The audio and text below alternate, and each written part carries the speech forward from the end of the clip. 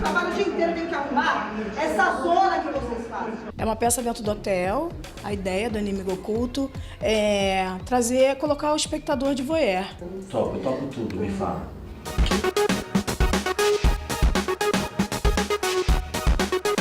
Cristo foi o único de todos esses que a gente não conseguiu fechar. E é difícil, claro, tinha muitas pessoas, a gente estava subindo os balões, elas queriam fotografar só o Cristo. Então, foi complicado. Minha irmã não fugiu. Ela foi viajar. Ai, voltei! Eu cometi um erro. Eu quero falar com a minha irmã. Foi-se embora! Está na Europa. Entrou na escola com que sempre sonhou. Que a Eurídice nunca saiba que ela aqui esteve.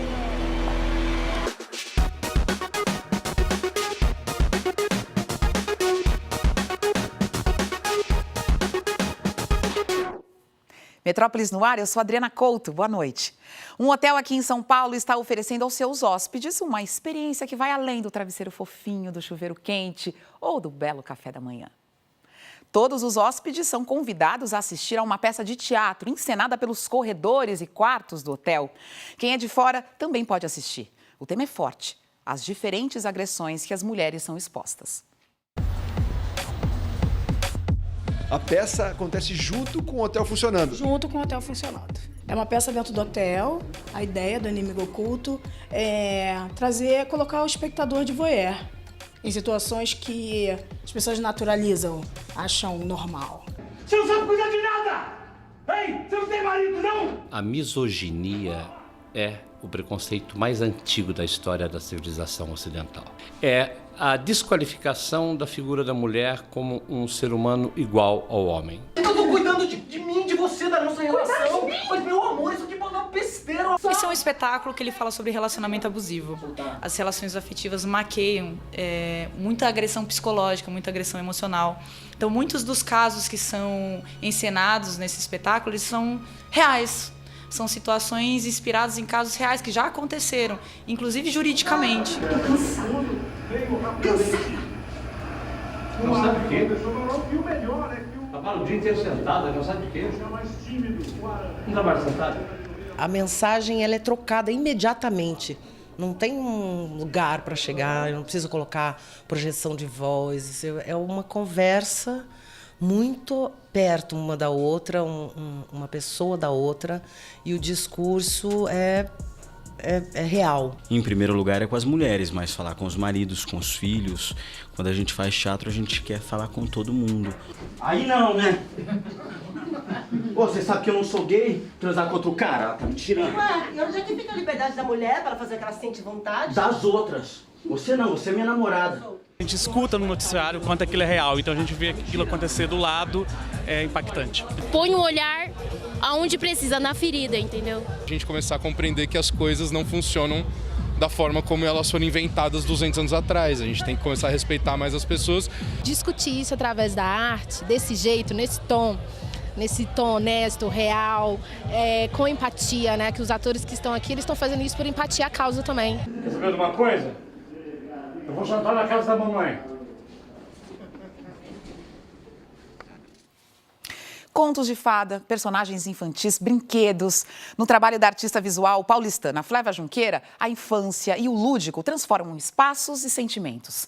Na sua terceira exposição individual, chamada O Absurdo e a Graça, balões coloridos invadem paisagens famosas, teatros e também a imaginação da gente.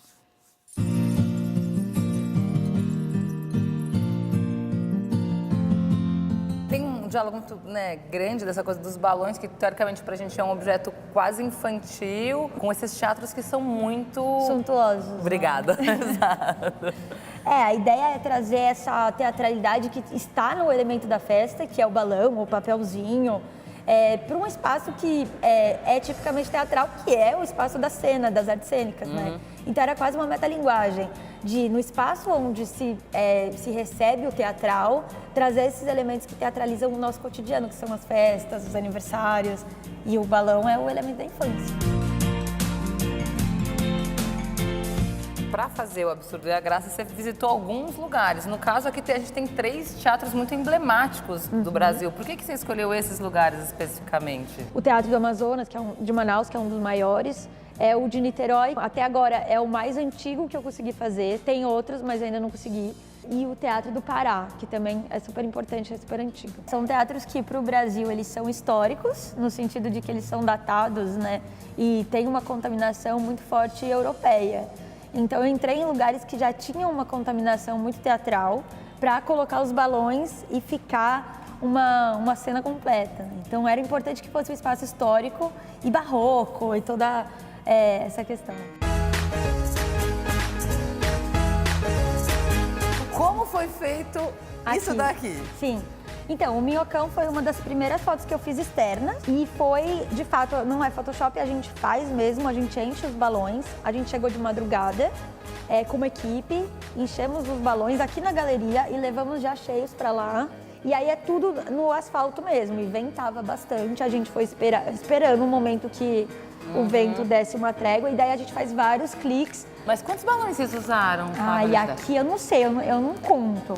Mas assim, a gente enche uns 300, 400 pacotes de balão e leva. E aí o seu trabalho é justamente, então, por exemplo, chegar nesse recorte aqui, olhar e falar, tá, eu quero botar um balão aqui. Exatamente. Não é uma questão do número, é uma questão de uma de composição. Disposição. O processo, quer dizer, não, a gente até vê no teatro, vocês penduram tudo milimetricamente. Você deixa? Não. Sempre tem... Sempre, principalmente nos teatros, assim, claro, deu o horário, tem que estar tudo impecável, porque normalmente no dia seguinte tem evento. E os balões, eles são todos biodegradáveis, o gás que a gente usa não é inflamável. É uma preocupação que você tem, na verdade, que também, de alguma maneira, junto do seu trabalho, não é só questão estética, mas assim, é tudo, tem o pós, né, que é super importante.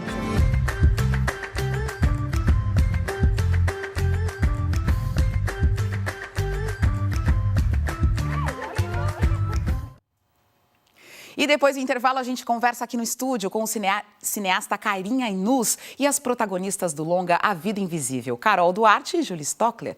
O filme, que disputará uma indicação ao Oscar de melhor longa internacional, foi um destaque da Mostra de Cinema em São Paulo e estreia no Circuito Nacional no dia 21 de novembro. Mas, falando em mostra de cinema, quem curte uma experiência em realidade virtual não pode perder a seleção de vídeos que está sendo exibida até o dia 30 no Cine Sesc e em vários centros educacionais unificados, os CELS. São 19 curtas, alguns já apresentados em festivais mundo afora, que levam o espectador a imergir em diferentes universos. Há desde produções em animação como esta sobre Claude Monet, ou esta, que serve uma dose virtual de ayahuasca. Passando por narrativas ficcionais, o caso de Crianças Não Brincam de Guerra, uma coprodução Uganda-Brasil. E há vídeos documentais, como por exemplo 22.7, Experiência no Extremo Norte. Também está na programação de realidade virtual o brasileiro A Linha, que recebeu o prêmio VR Experience no Festival de Veneza. As sessões são todas gratuitas.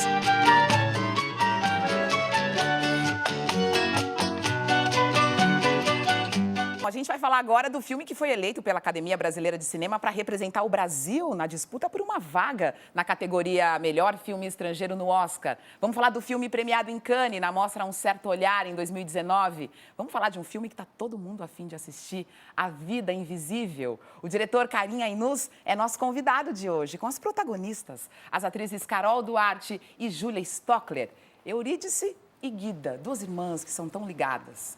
Tudo bem, gente? Que bom que vocês estão aqui, Carinha, obrigada. Obrigada pela presença. Eu quero começar já a gente falando dessas duas mulheres. E vou fazer uma brincadeira.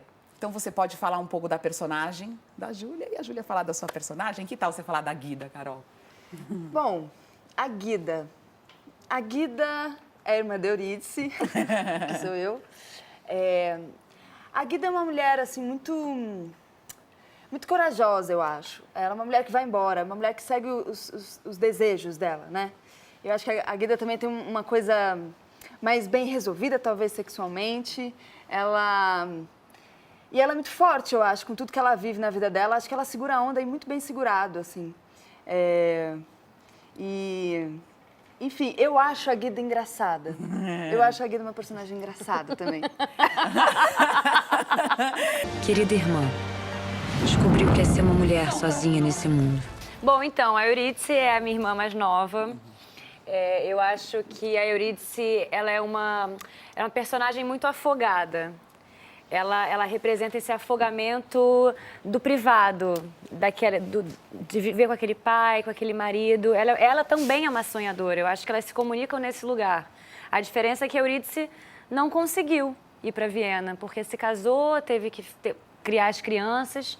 Então, eu tenho certeza que se as duas pudessem ficar juntas, elas teriam ido embora, sabe? Seguido os seus sonhos, assim. E o filme traz pra gente um lugar, Karin, que é esse lugar dessas duas mulheres que de alguma forma aí se completam e se apoiam, elas sendo separadas, né? E a relação entre elas e o que uma pensa da outra também é um farol, né, para cada uma. Essa relação, né?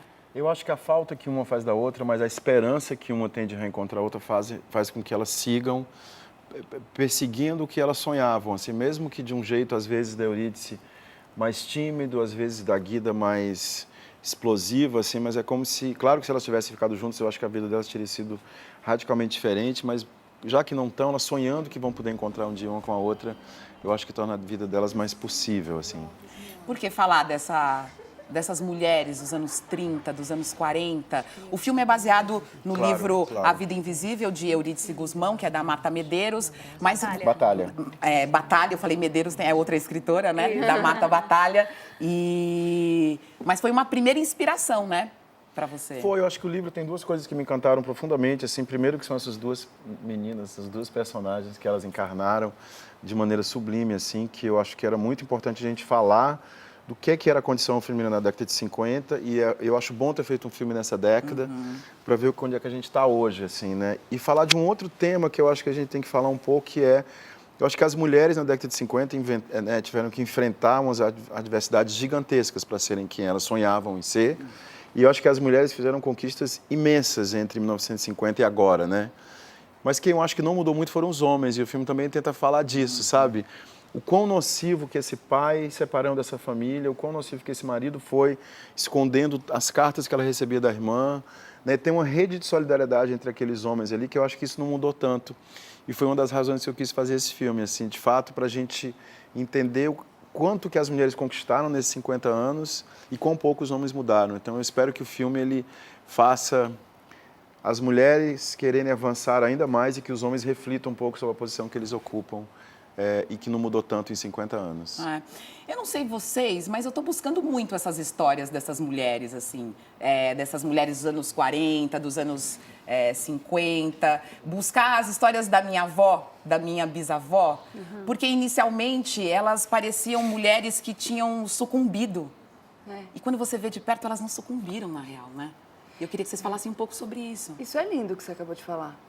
Porque eu me lembro quando eu li a primeira vez o livro da Marta Batalha, O Vida Invisível de Eurídice Guzmão, tem uma parte do livro que ela fala, esse livro é sobre as mulheres que poderiam ter sido. Isso me pegou o estômago, assim, é muito forte ouvir isso. E a primeira vez que eu li o roteiro, a minha maior pergunta a Eurídice era, meu Deus, por que ela não faz nada, né? Por que ela não grita? Por que ela não fala? Aonde é que ela emudeceu? Quando foi? Quando foi que ela foi afogada? Quando foi que ela foi domesticada? É muito cruel o que é feito, porque é no silêncio, é dentro de casa, né? É sussurrado. Né? É sussurrado, é um abaixo tom, é um... Pra que você vai tocar piano fora? Né? Isso tudo vai calando e vai... Uma risadinha. E eu acho tudo tão presente hoje também, né? A gente tá falando da década de 50, mas também a gente tá falando de hoje. Claro. Então, eu também pensei muito na minha avó. Muito, muito, muito, nas minhas duas avós. O quanto que talvez elas nem quisessem ter sido mães. Ou a minha avó era talentosíssima costureira. Por que minha avó não é uma grande costureira? Ou não foi uma grande costureira? Claro. Sabe? Mas eu acho que, de fato, a Eurídice foi enorme naquilo que ela poderia ter sido. Eu acho que é aí que a gente está podendo ter a oportunidade de ouvi-las, né? De ouvir essas mulheres. E aí as mulheres que, de alguma forma, saíam ali da linha, e a Guida é um exemplo, Totalmente. sofriam, assim, todas as consequências. Todas Isso as fica muito claro, né? É, totalmente. Ela é um personagem que ela vai em busca desse sonho dela, e aí, como você falou, ela vai sofrendo todas as consequências disso de uma forma brutal. Quando ela chega na casa e tem toda essa relação com o pai, e ali a vida dela muda completamente. E em nenhum momento ela se vitimiza, em nenhum momento ela se fragiliza. Pelo contrário, aquilo vai dando força e potência para que ela conseguisse sobreviver ali. Né? Uma mãe solteira naquela época. Então, e a Guida, ela tem um lugar que ela inventa uma nova família. Ela constrói uma nova ideia de família com a Filomena. O que para a época também ainda era super novo e tal. Isso é verdade. E a gente separou um trecho do filme, que é justamente um trecho da Guida indo pegar o passaporte. Ela quer tirar o passaporte para o filho dela. Vamos dar uma olhada. Agora a senhora está ciente que depois, quando tiver o itinerário todo, tem que passar em cada um dos consulados, pedir os vistos individualmente. A senhora está ciente disso tudo? Sim. Eu quero acelerar o processo de documentação do Francisco. O pai também já tem passaporte? Vai viajar só eu e o menino mesmo. Entendi. Eu estava vendo aqui a documentação, senti falta da taxa de emissão. E não estou encontrando aqui também a autorização do pai. Que autorização? Não, ou o pai reconhece firma, ou ele pode, se for melhor para vocês, ele pode vir aqui também, o que for melhor. É que o Yorgos, o pai, ele não mora, ele não se encontra no Brasil. Então a gente vai ter que esperar ele estar no Brasil para a gente poder fazer a emissão do passaporte. Sim, isso é impossível. Não. Eu acho que eu não tô sendo muito clara. O menino não tem pai. Eu sou mãe solteira. Sim, desculpa, senhora, mas infelizmente é o protocolo. Eu preciso da autorização do pai, senão a gente não consegue resolver isso. Olha aqui. Você tá vendo aqui? O registro só tem meu nome. Eu crio o menino. Mesmo assim, senhora, infelizmente eu não posso analisar caso a caso. Tem um protocolo. Isso me matou na hora que eu vi. Matou. E aí, Carinha, você falou dos homens, né? Dos homens mudarem. E aí você percebe ali uma estrutura toda do machismo, né? É como se ela fosse uma refém. Não, completamente. E é como se aquilo fosse normal e ela parecesse que ela era uma louca por querer poder viajar com o filho que só ela criou, né? Então, eu acho que era muito do que eu queria falar nesse filme, assim. Eu acho que a gente está começando a vida do filme agora, espero que o filme seja visto por milhões de pessoas no Brasil, por uma questão muito simples, assim. Eu acho que tem uma rede de solidariedade que se estabelece entre os homens, que parece que é natural e, na verdade, ela tem consequências gigantes, assim. Então, eu acho que essa cena foi muito bonita. A gente pesquisou muito para escrever essa cena, como é que era isso nessa época juridicamente. Eu acho que o ator que faz a cena também, ele é um ator muito, muito impressionante, porque ele é caloroso, a voz dele, ele fala isso de um jeito... Não é que ele está fazendo nada de errado, ele está só cumprindo ordens, assim. A sensação que eu tenho é isso, assim, é como se os homens estivessem cumprindo ordens de serem homens, assim, o tempo inteiro, entende? Quais foram as suas opções para que a gente entrasse na vida delas, assim, suas opções de direção? Claro, para que a gente ficasse tão perto dos sentimentos das personagens? Eu acho que tem uma coisa que é anterior ao filme, assim, que é uma paixão gigante por essas meninas, assim. Quando eu comecei a pensar, e quando eu vi o livro, quando eu li o livro, quando eu decidi fazer o filme, eu acho que quando você se apaixona pelos seus personagens e que elas são encarnadas de maneira tão vivas e convincentes e tal, é sempre uma jornada muito prazerosa. Então a primeira coisa é isso, eu acreditei profundamente no amor, a gente fez muito tempo de trabalho, porque no filme essas irmãs estão juntas durante muito pouco tempo, assim, elas estão juntas durante 20 minutos de filme, quando elas se separam nunca mais se veem.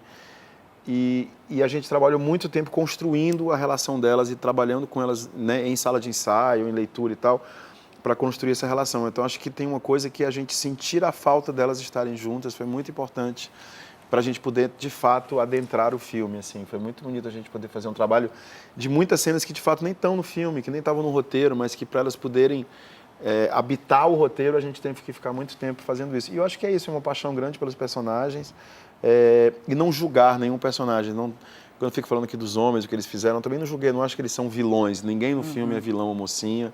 Eu acho que são pessoas que estão vivendo num determinado momento e que todo mundo tem suas razões para fazer tudo. Eu acho que é só importante a gente entender essas razões, assim. Então, acho que isso foi foi muito bonito nesse filme. Na verdade, eu nunca julgo meus personagens, eu só me apaixono, né? Você não se julga muito por quem você se apaixona. Então, eu acho que teve esse movimento que foi muito bonito, assim. E de uma entrega delas, né? Eu acho que muito tempo vocês ficaram, inclusive, sem ler o roteiro. Então, acho que tem uma coisa de confiança que foi construída ali, que é muito bonito. Eu quero falar com a minha irmã. Foi-se embora! Está na Europa. Entrou na escola com que sempre sonhou. Que a Eurídice nunca saiba que ela aqui esteve. Ai, que bom que eu conversei com vocês. Foi um prazer. Imagina, obrigado de novo. Foi ótimo, adorei. Ah, então bem. Beijo.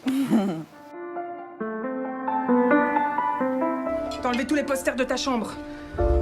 Tu serais d'accord qu'on discute du Coran une fois par semaine tous les deux? Je peux pas lire le Coran avec une femme. Tu préfères le lire avec un imam qui est un menteur? C'est pas un menteur. Si, non. C'est un menteur, Ahmed. Ahmed? Le mieux, c'est que je te conduise tout de suite à la police, pour pas qu'ils puissent dire que c'est la mosquée qui t'a caché. Ils vont m'enfermer longtemps. Non. T'es trop jeune, peut-être un mois ou deux. É paixão, é boi, bumbá, vem pro boi Manaus comemorar. 350 anos da cidade, cultura e identidade. Vamos juntos pra essa festa tão bela. Amor por Manaus, linda que só ela. Boi Manaus, boi Manaus.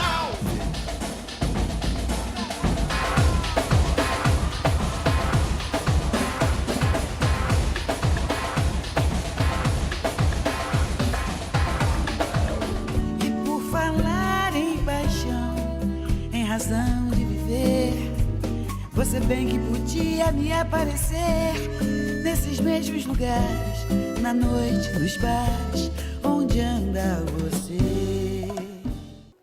Notícia para os fãs da Mulher Maravilha. A intérprete da heroína da DC, a atriz Gal Gadot, e a diretora do filme, Patty Jenkins, confirmaram presença na Comic Con Experience deste ano no Brasil, que acontece em dezembro em São Paulo. Elas irão promover o filme Mulher Maravilha 1984, que tem estreia prevista para junho do ano que vem. Além do bate-papo com as estrelas, a Warner vai lançar o trailer do novo filme com transmissão pelo Twitter.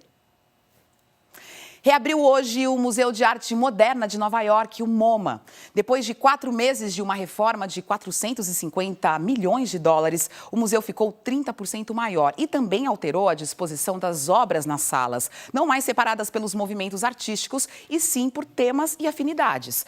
Numa mesma sala, pinturas, filmes, fotografias, em um novo diálogo. E os brasileiros? Sim, tem Tarsila Amaral, Maria Martins, Jaque Lerner, o carioca Eduardo Kac tem 4 obras em exposição. E a mineira Rivane Neuschwander tem uma sala própria no 6º andar. A gente encerra o Metrópolis de hoje com um pouquinho da montagem das obras. Boa noite para vocês e até mais.